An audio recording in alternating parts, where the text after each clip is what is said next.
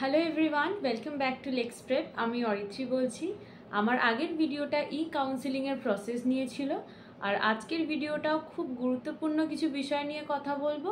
যেমন তোমাদের seat booking তোমরা কিভাবে করবে ফার্স্ট কাউন্সিলিংয়ের টাইমে, সেটার ফি স্ট্রাকচার কত, রিফান্ড হয় কি না এই ফিসটা, তারপরে আরও অ্যাডমিশন আর ভেরিফিকেশন প্রসেস নিয়ে বলবো, আর একটু মপ আপ রাউন্ডটা নিয়েও তোমাদের আজকে এই ভিডিওতে বলবো। তো এই ভিডিওটা খুব ইম্পর্টেন্ট হতে চলেছে, তাই সকলকে বলছি প্রথম থেকে শেষ পর্যন্ত এই ভিডিওটা খুব মন দিয়ে দেখো।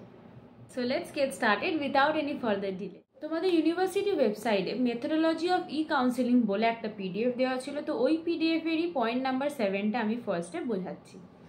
পয়েন্ট নাম্বার 7-এ আছে seat booking and document upload. Number A, after the selection list is published, selected candidates must log in to the admission portal using their user ID and password. তোমাদের যখন ফাইনাল মেরিট লিস্টটা publish হয়ে যাবে, তখন তোমাদের ওই admission পোর্টালে, ওয়েবসাইটের অ্যাডমিশন পোর্টালে গিয়ে নিজেদের ইউজার আইডি আর পাসওয়ার্ড দিয়ে লগ ইন করতে হবে। নাম্বার বি কি বলছে? They must pay the applicable seat booking fee online and upload all necessary documents in a single PDF file maximum 2 MB।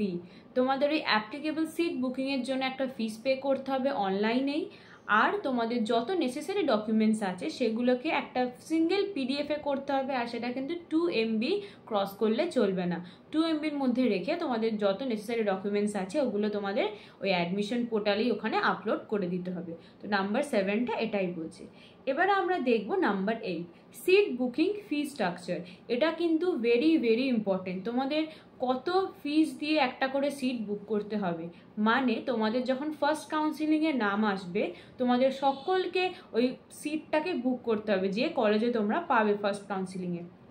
তোমাদের প্রথম কাজ হচ্ছে যখনই ফার্স্ট কাউন্সিলিংয়ে কোনো কলেজ তোমরা পাচ্ছ সেই সিটটাকে বুক করা। আর তোমরা যদি সিট বুক না করো সেই ক্ষেত্রে তোমাদের ইউনিভার্সিটি ভাবতে পারে কি তোমরা অ্যাডমিশন নেবে না, তো তোমাদের সেকেন্ড ফেজ থার্ড ফেজেও কিন্তু আর নাম আসবে না।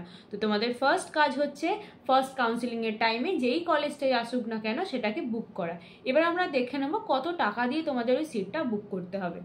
দেখো নাম্বার 8-এ বলেছে এ, ₹2000 for CU department, government sponsored or government aided institutes। তো নাম্বার এতে বলেছে তোমাদের 2000 টাকা দিয়ে গভর্নমেন্ট কলেজে যদি পেয়ে থাকো তাহলে গভর্নমেন্ট কলেজে সিট বুক করতে হবে। আর number B, ₹10,000 for self finance colleges, আর 10,000 টাকা দিয়ে প্রাইভেট কলেজে সিট বুক করতে হবে। তাহলে তোমাদের 2000 টাকা দিয়ে গভর্নমেন্ট কলেজে যদি সিট পাও সেটা বুক করতে হবে, আর 10,000 টাকা দিয়ে বুক করতে হবে তোমাদের যদি তুমি প্রাইভেট কলেজে পেয়ে থাকো। তো আশা করছি তোমাদেরকে বোঝাতে পেরেছি যে ফার্স্ট কাউন্সিলিংয়ের টাইমে তোমাদের কিভাবে সিট বুকিং করতে হবে, কত টাকা দিয়ে বুক করতে হবে। এবার আমরা দেখে নেব পয়েন্ট নাম্বার 9, যেটা বলছে admission and verification. Roman A, document verification. Roman number 1, verification is perform by both the University of Calcutta and the respective college authorities. মানে তোমাদের এই ডকুমেন্ট ভেরিফিকেশনটা ক্যালকাটা ইউনিভার্সিটিও করতে পারে বা তোমাদের রেসপেক্টিভ কলেজও করতে পারে। Roman number 2, only after the college authorities are satisfied with the candidate's eligibility can the candidate proceed to pay the residual admission fee। যদি তোমাদের কলেজ অথরিটি তোমাদের এলিজিবিলিটি নিয়ে স্যাটিসফাই হয়ে থাকে, ইন দ্যাট কেস তোমরা ওই রেসিডুয়াল অ্যাডমিশন ফিসটা তারপরে proceed করতে পারো। নেক্সট দেখো বলেছে নাম্বার বি, এটা খুব ইম্পর্টেন্ট একটা পয়েন্ট যেটা বলবে তোমাদের রিফান্ড নিয়ে। Fee payment and institute transfer refunds. Roman number 1, residual fees. Residual ফিসটা দেখো কি বলছে, দ্য রিমেনিং অ্যাডমিশন ফিস মানে total admission fees to seat booking fees must be paid to the respective college. মানে তোমাদের এই admission fees, seat booking fees কোথায় pay করতে হবে? রেসপেক্টিভ কলেজে, যে কলেজে তোমরা পেয়েছো। Roman number 2, timing of payment. তোমরা কোন টাইমে এই পেমেন্টটা করবে? The admission fees to be paid during the counselling period, semester fee to be paid after counselling is completed. মানে তোমরা অ্যাডমিশন ফিসটা কখন দিতে হবে? ওই কাউন্সিলিং পিরিয়ডের টাইমেই দিতে হবে অ্যাডমিশন ফিসটা, আর তোমাদের সেমিস্টার ফিসটা যখন কাউন্সিলিং প্রসেস পুরোটা হয়ে যাবে তারপরে তোমাদের সেমিস্টার ফিস পে করতে হবে। Roman number 3, transfer refund.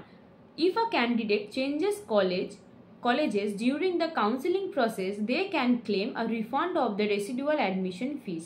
যদি কোনো ক্যান্ডিডেট কলেজ চেঞ্জ করে তোমাদের এই কাউন্সিলিং প্রসেসের টাইমে তারা কিন্তু যে টাকাটা দিয়ে সিটটা বুক করেছিল ওটা কিন্তু টোটাল ক্লেম করতে পারে, মানে পুরো টাকাটাই কিন্তু সে একটা ক্যান্ডিডেট ক্লেম করতে পারে।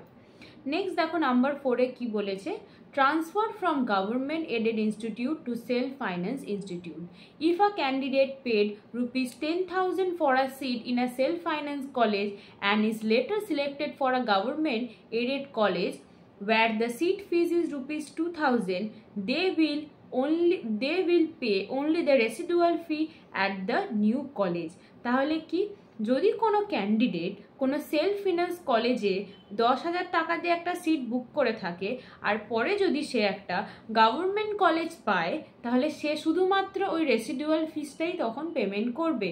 The ₹8,000 differences will be refunded to the candidate by the university upon submission of the claim। তাহলে কি ইউনিভার্সিটি ওকে 8,000 টাকাটা ফেরত দিয়ে দেবে।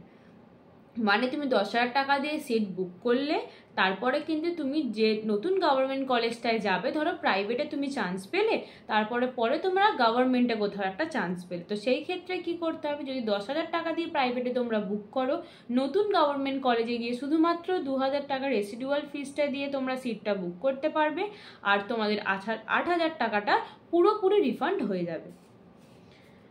তো নাম্বার 5টা কি বলেছে এবার একটু দেখে নেব। Roman number 5, refund of fees in case of cancellation of admission, cancellation due to transfer from one institute to another will be done following refund policy of CU.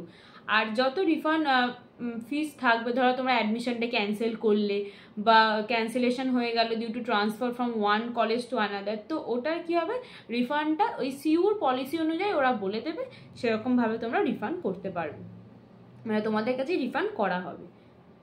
তো এটাই ছিল তোমাদের রিফান্ডের পুরো প্রসেসটা। তোমরা টাকা ভাবছো মার হয়ে যাবে, কিন্তু এরকম নয়। তোমরা যদি কোনো কলেজে সিট বুক করে নাও, সেই ক্ষেত্রে যদি তোমরা গভর্নমেন্ট কলেজেও পরে পাও, যদি আপগ্রেডেশন হয় তোমার র্যাঙ্কের বলবো না, যদি তোমার সিটের আপগ্রেডেশন হয় তাহলে সেই ক্ষেত্রে তোমরা কিন্তু টাকাটা পেয়ে যাবে। ধরো 10,000 টাকা দিয়ে সিট বুক করলে, তোমরা 2,000 টাকা দিয়ে ওই গভর্নমেন্ট কলেজে গিয়ে যদি সিটটা আবার বুক করো, তাহলে 8,000 টাকা তোমাদের ওই সেলফ ফিন্যান্স কলেজ থেকে তোমরা কিন্তু পেয়ে যাবে। সেটার জন্য তোমাদের অ্যাপ্লিকেশন করতে হবে কলেজে ওই ক্লেমটা করার জন্য। তো এটাই হচ্ছে এটার প্রসিডিওর। তো এটাই ছিল তোমাদের আজকে এই অ্যাডমিশন আর ভেরিফিকেশন প্রসেসটা। এবার আমি তোমাদেরকে বলবো মপ আপ রাউন্ডটা কী হয়। জেনারেলি মপ আপ রাউন্ডটা সব কটা ফেজের পরে হয়, মানে first phase, second phase, third phase, যে কটা ফেজ থাকে, তো সব ফেজের লাস্টে হয় মপ আপ রাউন্ড, যাতে কি যে সিটগুলো বাকি আছে সেই সিটগুলোকে ফিল করার জন্য ইউনিভার্সিটি মপ আপ রাউন্ডটা কন্ডাক্ট করায়। তো আমরা দেখে এসেছি কি মপ আপ রাউন্ডটা সব কটা ফেজের শেষে হয়, কিন্তু এই ইয়ারে কিছু নতুন রুলস অ্যান্ড রেগুলেশনস হয়েছে, তো সেগুলো আমরা একটু দেখে নেব। নাম্বার 10 দেখো, এখানে বলা আছে mop up round for next selection list. Number A, mop up round registration. Roman number 1, a mop up round is conducted after the first selection list to fill remaining seat। মানে বলছে একটা mop up conduct করানো হয় first selection লিস্টের পরেই, যাতে কি remaining সিটসগুলোকে feel করার জন্য। Roman number 2, candidate wishing to get a chance in the next selection list, he or she must register online by logging into admission portal by using his or her user ID, application number, password number. Fee is required for registration। তাহলে কি বলেছে, কোনো candidate যদি next selection লিস্টে আবার participate করতে যায়, তাহলে সেই ক্ষেত্রে তাকে মপ আপ রাউন্ডে রেজিস্ট্রেশন করাতে হবে ওই অ্যাডমিশন পোর্টালে গিয়ে। তার অ্যাডমিশন ফিস, তারপরে তার পাসওয়ার্ড, এইগুলো দিয়ে তাকে রেজিস্ট্রেশন করাতে হবে, রেজিস্ট্রেশনের একটা ফি লাগবে। Roman number 3, candidate already admitted may also participate in mop up round for upgradation। তার মানে দেখো, ক্যান্ডিডেটরা যারা ধরো ফার্স্ট কাউন্সিলিংয়ে সিট পেয়ে গেছে, তারাও কিন্তু মপ আপ রাউন্ডে কী করতে পারে, পার্টিসিপেট করতে পারে, যাতে তাদের প্রেফারেন্সটা আরও ওপর দিকে উঠতে পারে, মানে আপগ্রেড যেন হতে পারে। তো এটাই এখানে বলেছে। ধরো তোমরা কোনো 5th প্রেফারেন্সে প্রাইভেট কলেজ পেলে আর তোমাদের 4th প্রেফারেন্সে গভর্নমেন্ট কলেজ আছে, তোমরা 5th প্রেফারেন্সটা ফার্স্ট কাউন্সিলিংয়ে ধরো পেয়ে গেলে, কিন্তু যদি তুমি মপ আপ ফেজের জন্য ওয়েট করো, ইন দ্যাট কেস তোমরা কিন্তু ওই 4th প্রেফারেন্সটা পেলেও পেয়ে যেতে পারো, মানে গভর্নমেন্ট কলেজ। তো এই জন্যই বলেছে যারা অলরেডি কলেজ পেয়েছে তারাও কিন্তু মপ আপে পার্টিসিপেট করতে পারে একটা রেজিস্ট্রেশন ফিস দিয়ে। আচ্ছা, নেক্সট বলেছে দেখো, candidate will not be allowed to give preference to the institutes where she or he already selected in previous counselling. মানে এখানে বলেছে ক্যান্ডিডেটরা ওই মপ আপের টাইমে সেই একই ইউনিভার্সিটি, সেই একই কলেজ কিন্তু দিতে পারবে না যেখানে তারা অলরেডি সিলেক্টেড হয়ে গেছে। মানে ধরো তুমি অলরেডি একবার শ্যামবাজার ল কলেজ দিয়ে রেখেছো, তুমি আবার ওই কলেজটাই প্রেফারেন্সে দিচ্ছ, তাহলে কিন্তু সেই ক্ষেত্রে হবে না। তোমরা যেই কলেজে একবার সিলেক্ট হয়ে গেছে ওটা আবার মপ আপে কিন্তু দিতে পারবে না। নাম্বার 4 দেখো কি বলেছে, the candidates who do not register for mop up round his or her name will not be in the next selection list. মানে এখানে বলেছে যদি কোনো ক্যান্ডিডেট মপ আপ রাউন্ডে যদি তাদের নাম রেজিস্টার না করে, তারপরের কিন্তু কোনো সিলেকশন লিস্টে তাদের নাম আর আসবে না। নাম্বার 5 দেখো কি বলেছে, for each mop-up round, candidate have to register separately following same process. প্রত্যেকটা মপ আপ রাউন্ডের জন্য ক্যান্ডিডেটসদের সেপারেটলি কি করতে হবে, আবার কিন্তু রেজিস্টার করতে হবে ওই সেম প্রসেসে। তাহলে এবারে আমরা বুঝতে পারছি হয়তো প্রত্যেকটা ফেজের পরে, প্রত্যেকটা সিলেকশন লিস্টের পরে একটা করে মপ আপ হলেও হতে পারে, এরকম ইউনিভার্সিটি কিন্তু ওদের ওয়েবসাইটে কিন্তু বলছে। নাম্বার বি দেখো, next selection list and admission. Roman number 1, next selection list will be publish based on the merit of the registered applicants of respective mop up round. তাহলে আবার নতুন সিলেকশন লিস্টও পাবলিশড হবে মেরিট লিস্ট অনুযায়ী, মানে যেমন first ফেজে list publish হবে, সেকেন্ড ফেজে ওরকম লিস্ট পাবলিশ হবে, তো ওটাই বলেছে। রোমান নাম্বার 2 বলেছে, candidate selected in subsequent list follow the same procedure as the first list, document upload, seat booking fee and residual fee payment. তাহলে ওই সেম প্রসেস হবে, ক্যান্ডিডেটরা যখন সিলেক্ট হবে তাদেরকে ওই সেমভাবে রেসিডুয়াল ফি দিতে হবে, সিট বুক করতে হবে, একদম সেম প্রসেসেই পুরো কিন্তু চলবে। তো এটাই ছিল তোমাদের মপ আপ রাউন্ড। আশা করছি তোমাদের আজকে seat booking, mop up round, refund তোমরা কিভাবে পাবে, কত ফিস দিয়ে সিট বুক করতে হবে, সব কিছুই ক্লিয়ার করতে পেরেছি। যদি তোমাদের কোনো রকমের কোনো ডাউট থাকে তাহলে নিচে দেওয়া নাম্বারটায় অবশ্যই যোগাযোগ করো, আমরা সবসময় তোমাদেরকে অ্যাসিস্ট করার জন্য থাকবো। তো যদি আমার এই ভিডিওটা তোমাদের ভালো লেগে থাকে তো অবশ্যই লাইক, শেয়ার ও সাবস্ক্রাইব করো আমাদের চ্যানেলটাকে, যাতে আরও এরকম সিইউএলইটি রিলেটেড আপডেটস তোমরা পেতে থাকো। আর আমাদের ফার্স্ট সেমিস্টার ব্যাচ নভেম্বর থেকেই স্টার্ট হতে চলেছে, তো যারা যারা ইন্টারেস্টেড এই নিচে দেওয়া নাম্বারে অবশ্যই কন্ট্যাক্ট করো। Thank you.